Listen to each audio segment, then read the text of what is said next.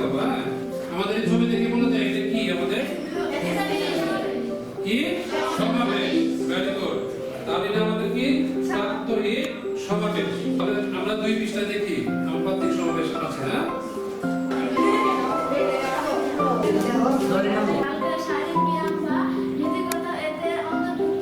চমৎকার বলেছো। অর্জনের কোনো তালিকা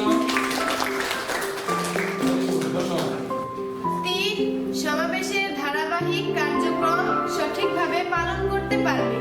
থ্যাংক ইউ। প্রাত্যহিক সমাবেশ কিসের অন্তর্ভুক্ত বলতে পারবে? সমাবেশ কিসের অন্তর্ভুক্ত তুমি বলো। হ্যাঁ, ভেরি গুড। অত্যবশ্যই আপনি দাও দ্রুত লিখবে।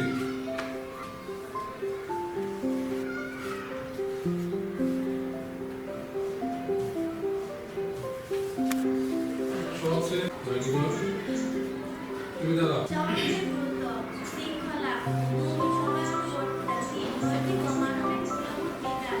যারা উঁচু বেশি ওরা কি সামনে দাঁড়াবে না পিছনে দাঁড়াবে?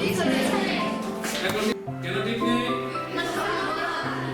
সে উচ্চতায় বেশি, তাহলে কি করতে হবে?